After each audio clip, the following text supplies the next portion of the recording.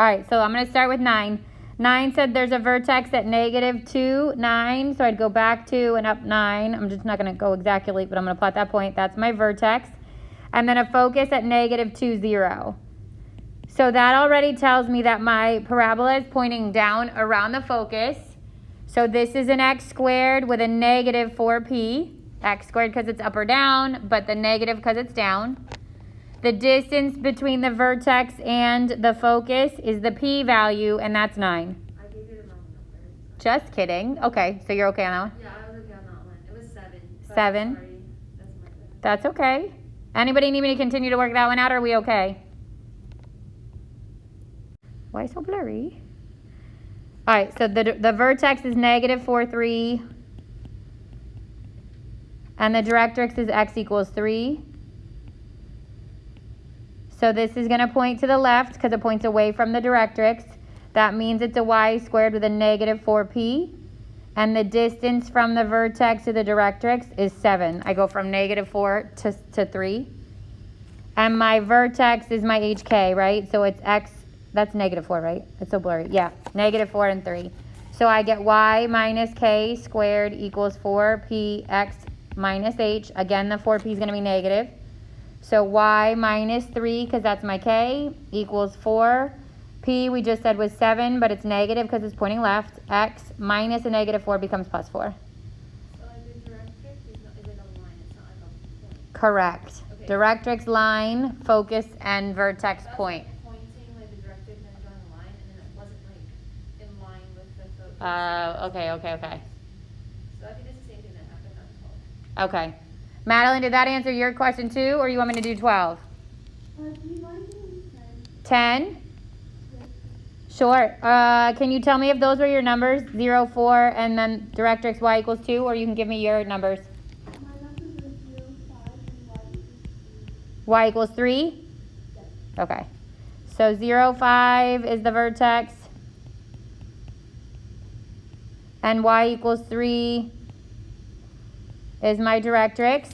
So this means this points up away from the directrix.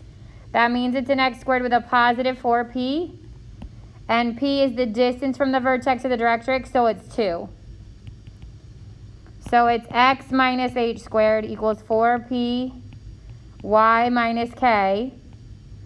The h was 0. 4p is 2. Y minus the k is 5. And you get x squared equals 8 times y minus 5.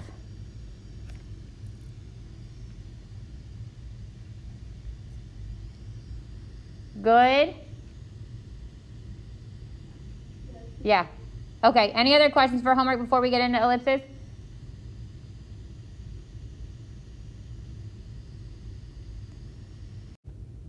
All right, this is 7. So it says passes through the point 4, -1, 1, 2, 3, 4. Did it say it had a vertex of 0, 0? Yeah. Yeah, okay. So my vertex is 0, 0. It passes through that point, and it's on the vertical axis. So it's really wide. But it looks like this, right? That's the only way it would have a vertex at 0, 0 and still pass through that point. Oh, I was doing it like this. Turn it sideways. So if it's a vertical axis, it means it opens up or down. If it's a horizontal axis, it opens right or left. Oh, okay, I didn't know that. And that's actually super helpful for what we're going to talk about today, which is good. Like ellipses, you have to know if it's vertical, it's up or down, and horizontal, it's right or left. All right, so ellipses are a fancy word for it's an oval, okay? It's a flattened circle. There are 2 different types, vertical shaped and horizontal shaped. So vertical are taller than they are wide, and horizontal are wider than they are tall. The way we graph them is like this. So there's a couple things about these specifically that we'll pay attention to, okay? By definition, it's the set of all points in a plane whose sum is the distance from the 2 distinct points, which is called the foci. But I will never test you on the, hang on, let me get rid of that stuff. I'm never going to test you on the definitions. Not so much definition you need to understand. I mean, you need to understand it. But you just really need to pay attention on this slide to the parts of this graph. So again, there's 2 different kinds. One is vertical and one is horizontal. Horizontal is here on the left. So a horizontal ellipse is wider than it is tall. we say there's two axes, the major and the minor. The major is the longer axis. So if I look at a horizontal axis, the major one is going to be a horizontal line like this. This is my major axis. And the minor is the shorter one. The center is exactly where it sounds like it would be, right there at the middle. There are two types of vertices. Regular vertices that are going to fall on the major axis. So that's these here. Those are your vertices and they fall on the major axis. And then co-vertices, which fall on the minor axis, the other direction. And then there's also a focus on both sides of my major axis. So where a parabola only has one focus, an ellipse has two, and they lie on the major axis. So the focus is here and here. Plural of focus is foci. You'll see F-O-C-I. That just is the plural of it. So we're going to pick apart these graphs. I'm going to teach you how to graph it, but you just need to know some vocab terminology, and that is that. When it is vertical, now the major axis is the vertical line. So this is my major axis. The horizontal is my minor axis. I go up the vertices. So that, again, there's two of them. And I'd go right and left the co-vertices. And my foci is along the major axis, so it's going to be up and down. This is, again, all based on what happens if my center is at 0, 0. Eventually, we're going to shift these around. But just like parabolas, as long as you can establish the relationship from that center, it really doesn't matter. Equations of your ellipses look like this if the center is at 0, 0. Horizontal is x squared over a squared plus y squared over b squared equals 1. Vertical is y squared over a squared plus x squared over b squared equals 1.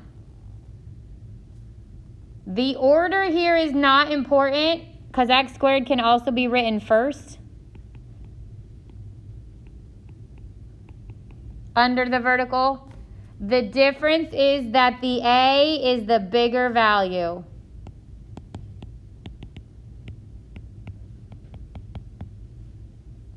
So the bigger denominator is your a squared. Oh, this should be squared.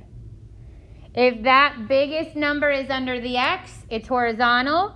If it's under the y, it's vertical. So that's the first thing I look for is the center, and these are all 0, 0. Then I identify the biggest denominator. Whatever variable that's under is which axis is longer. So if it's under the x, that means it's wider than it is tall. If it's under the y, then it's taller than it is wide. I square root the denominators, and that determines where my vertices are. The square root of the bigger number is how far I go on my major axis. The square root of the smaller number is how far I go on my smaller axis or my minor axis. And then the c, which I'm going to show you in a second how to get, is your foci. So then c squared can be found by doing a squared minus b squared. Almost like the Pythagorean theorem, except it's minus. So you're going to get given two of these three things. You're going to get given an a and a b, and then you have to find the c. Or you'll get given the a and the c, and you'll find the b, or the b and the c. You'll get given two of those three things. And then you'll also sometimes get stuff like this. The length of the major axis is 2a, and minor axis is 2b. So again, that's like a lot of words, a lot of letters. I want to obviously be able to apply it, and then hopefully you can come back here when you're a little bit confused, because I don't want you to memorize a chart. I want you to know how to use it. Every one of these standard equations has to equal 1. So the ellipse, all right, so this is the first example. The first thing I want you to notice is that this is not equal to 1. the x has to be equal to 1. So I'm going to divide everything by 64. And I get x squared over 16 plus y squared over 64 equals 1. This is the standard form of an ellipse. It has to be equal to 1, and there's a plus between them. When we get into hyperbola, you're going to see there's a minus between it. So there's nothing added or subtracted from my x and my y, which means my center is at 0, 0. In a little bit, we're going to see what happens when we move it. Which is bigger, 16 or 64? 64. So my a squared is 64, and my b squared is 16. The bigger of the two is a, the smaller of the two is b. So it's like the number, not like a fraction. Yep. Now, A squared be 16 because no, the a is the bigger of the two, not always the first. okay. It's at 0, 0. Because there's nothing, so Vanessa just asked, how do I know it's at 0, 0? There's nothing adding or subtracting from the y and the x. Just like your HK, it would be in parentheses with the x and the y. That's how you know it moves. So if it was like x squared plus 1. If it was x plus 1 in parentheses squared, that means that the center's now shifted. Oh. Yep, we'll save that for at least the next couple examples. Okay. Yeah, but we'll get to that today. Wait, what did you say about the center being If it's not, so like you see how this is just x squared and this is just y squared? If that was like x plus 1 squared, now I've shifted my center. Okay, so now because the a squared is under the y, this is a vertical ellipse, which means it's taller than it is wide. I'll say that again. Because the larger denominator is under the y, this is a vertical ellipse, which is taller than it is wide.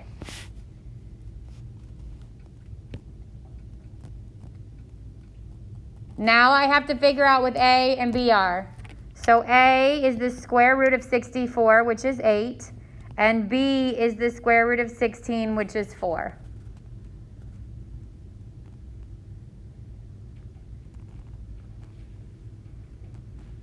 My center's at 0, 0, so I'm literally going to plot it at the middle there. And then the vertical says go up and down the larger value, which is your a. So from that point, I'm going to go up to 8, and I'm going to go down to negative 8.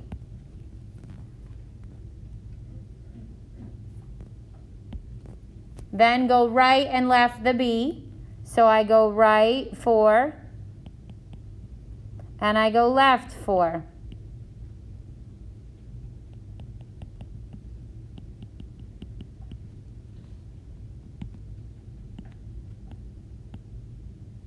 And then I just connect those 4 points to make my vertices, or to make my ellipse.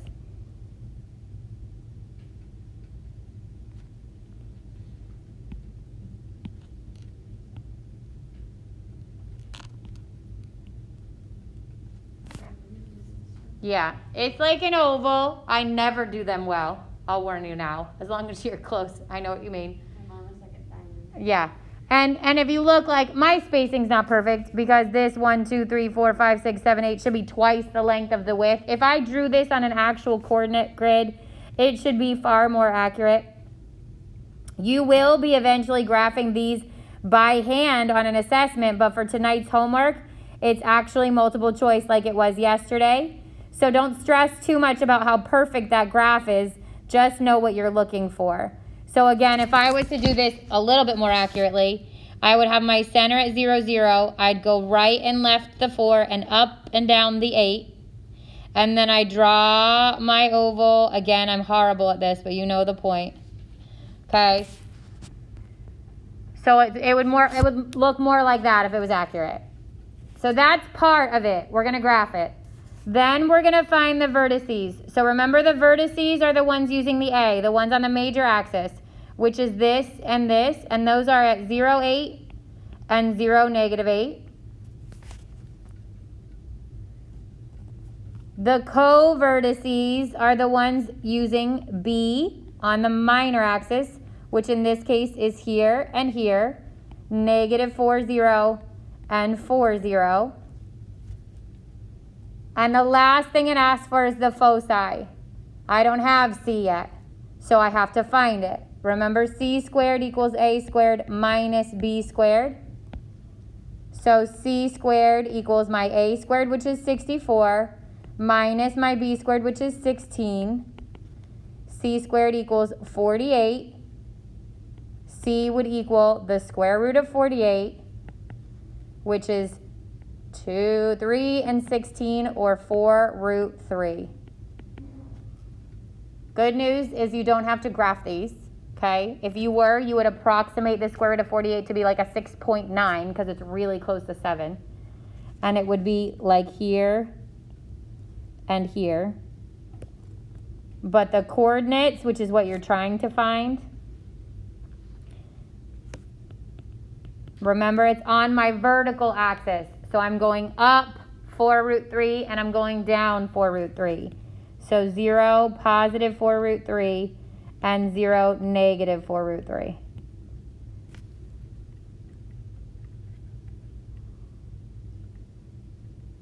it was the horizontal, would it be like Then you'd go right and left.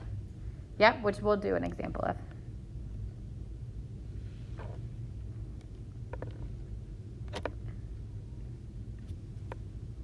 Questions so far? So the very first thing you want to do is make sure it's set equal to 1. That's step 1. Then from there, identify if it is horizontal or vertical. Well, identify your center, which all of these are 0, 0 for now. Then identify if it's vertical or horizontal. Figure out your A, figure out your B, figure out your C if it asks for the foci. And then start your graph. So the homework, pay attention, because if it says find the vertices of the ellipse and it'll say smaller value, larger value, I would make sure that I put this value first and then this value. Like it literally gives it to you in 2 different terms. And the parentheses are already there, so you would just type in the 0, negative 8, and you'd type in the 0, positive 8.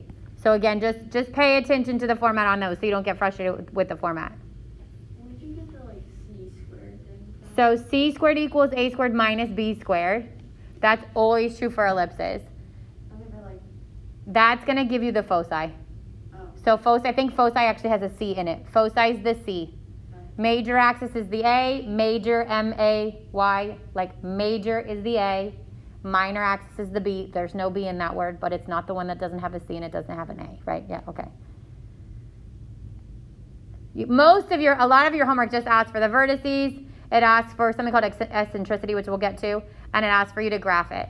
So you may not have to list your vertices and your co-vertices, but you're going to need your co-vertices to know what the graph looks like. 9, this is slide 9, but we're going to just talk about it real quick. Something called eccentricity of an ellipse is how oval the ellipse is, and it's literally C over A. So you take the value of C, you put it over the value of A, and that's your eccentricity. The closer that is to 1, the more it looks like a circle. The further it is from 1, the more it looks like an oval. So it just makes it narrow and wide. That's all. Like it makes it look more rounded or not. It's not a big deal. Sometimes they'll give you the eccentricity to find out information. But in every single one of tonight's homework questions, I think it's every single one. Not everyone. A lot of them. It also asks for your eccentricity. So next question. All right, let's look at this one. So it says graph looks again, more find like the a vertices, circle. the co-vertices, and the foci. So what's different between this one and the last one? Correct. It's already equal to 1, so step 1's eliminated. Now I go center So in is every still at question, 0, like 0. the first beginning questions, it asks for the vertices, What's the my A eccentricity, squared? and the 9. and then the graph. What's my B So squared? I'll just do all that on this question. 5. So A is 3, and B is the square root of 5. The A is under which letter? The X, which tells me this is horizontal. So this is going to be wider than it is tall. I'm going to bring in my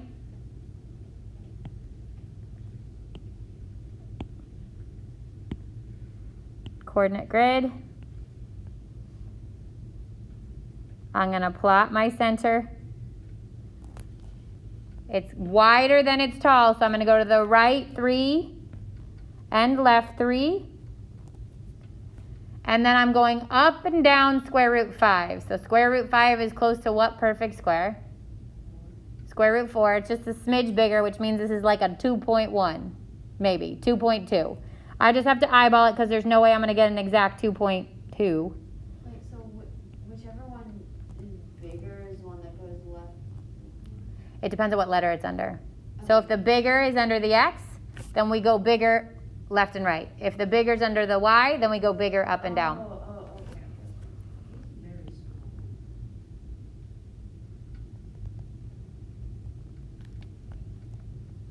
All right, there's my ellipse. So my vertices, I'm going to put them in order from small then large, because that's how your homework does it, is negative 3, 0, and then 3, 0, because I went left and right 3. My co-vertices, up and down square root 5. So 0, negative root 5, and 0, positive root 5. And foci, c squared equals a squared minus b squared. So c squared equals 9 minus 5. C squared equals 4. C would equal square root of 4, which is 2. On the major axis, so I go right and left 2. Negative 2, 0, and positive 2, 0.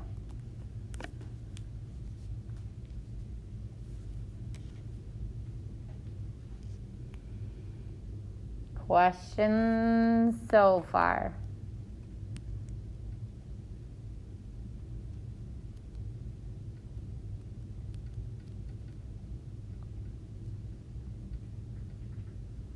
Questions from home?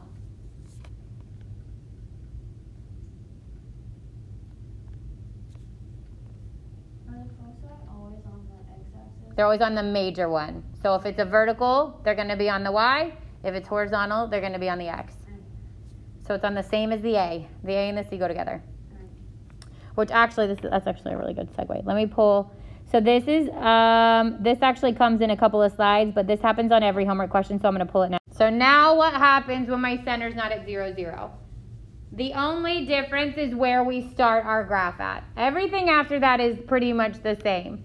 Now we're going to have something inside the parentheses with the X or the Y or both, okay? And that's how we know our center is shifted. Just like with a parabola, right? If it was just X squared, then that vertex point is at 0. If it was X plus 1 squared, then that coordinate point is negative 1. It's the same with the ellipses. The difference is, and again, I think this graph, I think this chart is more confusing than if you actually just graph it out and you count your spaces right and left. But feel free to use this chart if you're more of like a chart person. I guess my brain is more visual, so I like to count it out, which I'll show you what I mean. But everything else just means that instead of starting at 0, 0, where we normally go A, and then B and B, we shift our start point. So maybe our start point is here, and I have to go right A, left A, and up B, and down B like that. So my oval has shifted off center, okay? But again, the only thing that really, it's going to affect your coordinate points, but the method to graphing it is the same. It's just where we start it that's different. So we're going to work through some examples, but that's the general idea of it. So this says graph, find the vertice, the covertice, and the foci, and I'm going to add on the eccentricity because Webassign does too. Okay, so RD equal to 1, right? That part's done. Now my center is not 0, 0. Where is my center at? 2, good. 2, negative 1. So we change the signs just like always inside the parentheses. 2, negative 1 is my center. What's my A squared? 16. What's my B squared? 9. So A is 4 and B is 3. Which variable does the A fall under? which tells you this is what? Vertical. So again, I'm going to pull in my coordinate grid. Don't know why it can't just take me back to the same place I was. I'm going to plot my center this time at 2, -1. So my center is no longer at 0, 0. Now it's vertical, so I go up and down the the A, which is 4. 1, 2, 3, 4. Go down, 1, 2, 3, 4. Go right, 1, 2, 3. Go left, 1, 2, 3. Connect your points.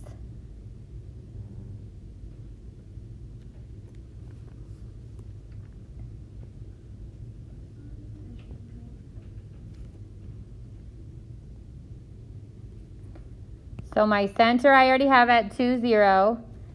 2, -1. My vertices, I went up and down 4 from -1.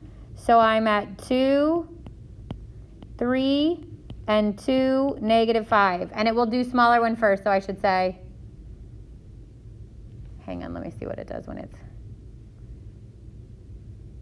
mixed in together.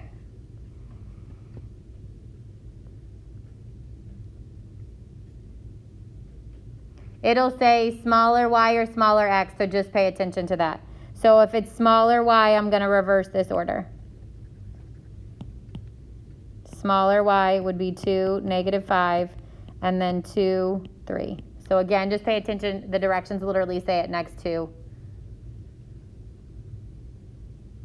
the blanks. The co-vertices would be at -1, -1, and at 5, -1. Because that's here and here.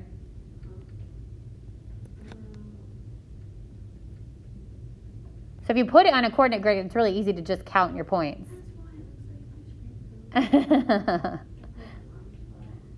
And then c squared equals a squared minus b squared. So c squared equals 7, and c equals the square root of 7.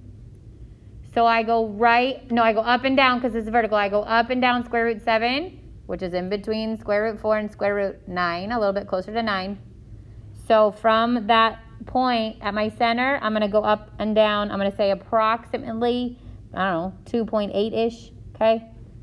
So I'm going to go up 1, 2, around there, down 1, 2, around there. And so this is where it's tricky. I have to take that square root 7 and I added it and subtracted it to the y coordinate of my center.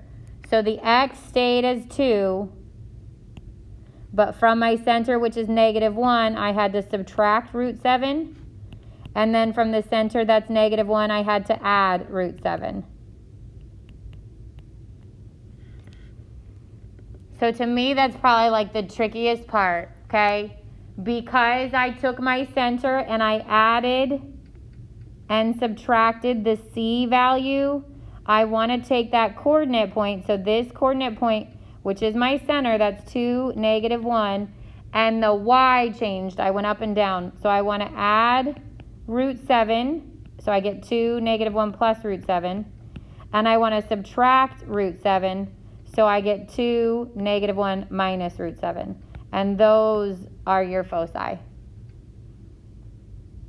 You don't have to like actually work that out. No, you're approximating it to graph it, and then the question, you'll leave it exact. So like you will literally leave it as -1 plus root 7 and -1 minus root 7. Wait, so the foci would be like 0, comma. Yep, it'd be, 2, because it's always off your center. Oh, okay.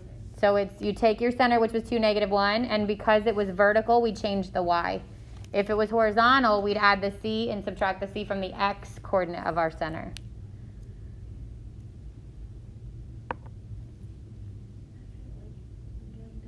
You're not getting dumber. Thank you. That's the e would be c over a. So c is square root 7 and a is 4. That's it.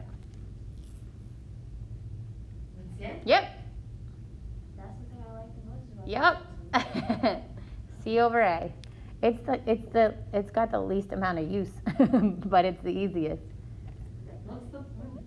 I know. It's so that you can know if you're supposed to be really oval or really circular, but it's really, you'll see when we get to an equation, like they might give you that information so you can find the C or the A. But for these, there's not a whole lot of help there. It's harder. You're not dumber. How did you do the eccentricity? Oh. All right, I think this is the last one, right? And then we get into the equations, which we're saving for tomorrow. Yeah, okay. Graph, find the vertices, the co-vertices, and the foci. Now what? Divide everything by 16. So dividing by 16, the same thing as multiplying by 1/16 there. So I get x plus 3 squared, 16 times 4 is 64, plus y minus 3 squared over 16 equals 1. If the 4 was in the top, if it looked like this, and I divide by 16, you reduce it by getting rid of the number on the front. So if you see, I don't actually know if we see something like that in the homework, but I know it exists. Let me see. Nope. Okay. You would have to just divide and then reduce, because there can't be anything in front of the parentheses either. But if it was like 16 on the top, then you would keep the top, right? Like 16 over 4. If it was 6, so that won't happen, but you would have to bring the 16 down to the bottom, and it's a fraction, and that could happen, which I'll show you in a second. You can't have anything in the number on the front either, but I'll show you. There's some that have fractions in the bottom, which is what that would do. All right, so now find my center, which is what? Good, negative 3, 3. The a squared, 64. The b squared, 16, so a is 8, and b is 4. The a is under which one? X, so this is horizontal. So bring in the picture again.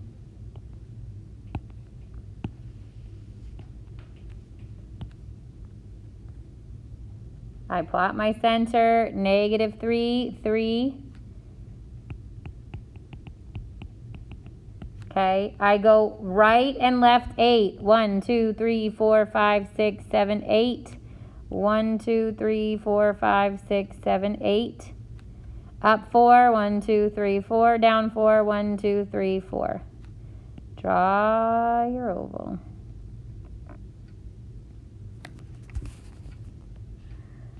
My vertices, I went right and left 8. So I'm over here.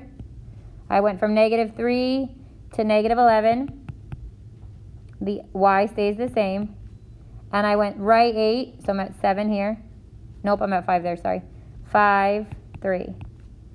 Co-vertices, I went up and down 4. So my x stays the same, negative 3 stays the same, but the y I subtract 4, that's negative 1, and I add 4, that's 7.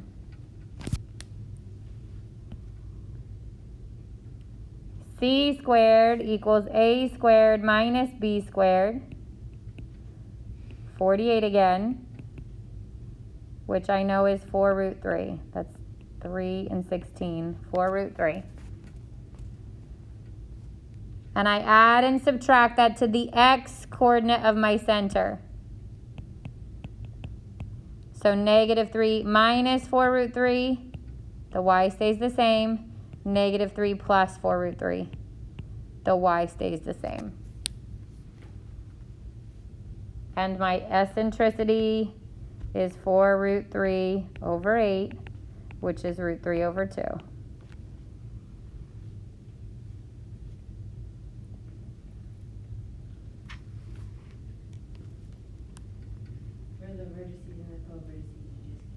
Yep, I just counted up and down 4 and right and left 8.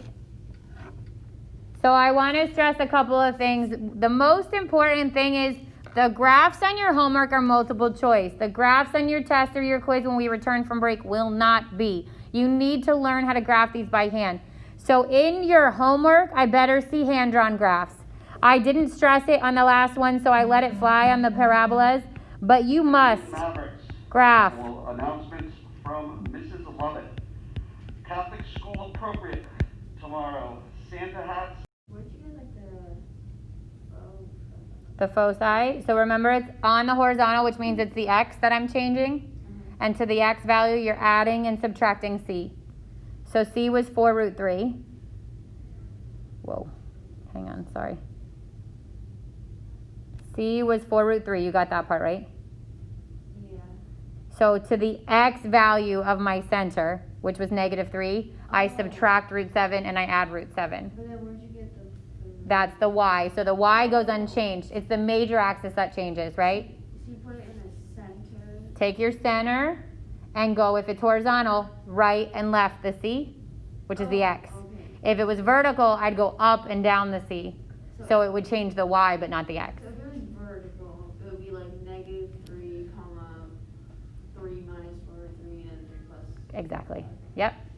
So again, I want to stress that you have to graph these by hand. I'm looking for these graphed by hand before you pick them from your multiple choice, okay? That's one thing. The second thing is, I think it's number 12. There's two. 11 and 12 have fractions in your denominators, okay? They need to stay there. They're okay there. So in this case, and there's two things about this one, and this is like one of the number 12s. It won't be everybody's number 12. But because the center's different. But what's the denominator on the y? 1. It would be 1. Is 25 over 9 bigger than 1? Yeah. Yes. So your a squared is 25 over 9. Your b squared is 1. So your a is actually 5 over 3, and your b is 1. Does that make sense? So keep the fraction. Don't be scared of the fraction. The fraction doesn't go anywhere. I mean, it's not fun. But it is still just your a or your b, okay? And then you find the rest from there. So when I graph it, my a is 5 5/3, which is 1 and 2/3. So when you'd go up 5 and 2/3 and down 1 and 2/3 and down. No, right and left because it's the a, sorry. You'd go right 1 and 2/3 and left 1 and 2/3, and you'd go up 1 and down 1. But you still can't have like a square root in the denominator. You can't have a square root in the denominator, no. So you have to like, you just But those aren't in your denominator. So even if you had a square root and it wasn't a perfect square, yeah. that's your a. Your a can be a square root. It's that your original equation can't have a square root in the denominator. But the original is always something squared, so it would get rid of the square root. Does that make sense? Yeah. So your a, b, c can be a square root. The equation can't. All right. Again, don't forget to graph by hand. I'm looking for those graphs when you turn in this work, okay? Homework is on WebAssign. And then tomorrow we're going to flip-flop and create the equations. Thursday we'll review a little bit more, okay? So that tomorrow's the last day of of 2020 that you will learn something new. Yay. Have a great afternoon, guys. You're welcome. We can finish this homework, right? What do you mean? Yeah, everything we did today is on this homework. Thank you. You're welcome.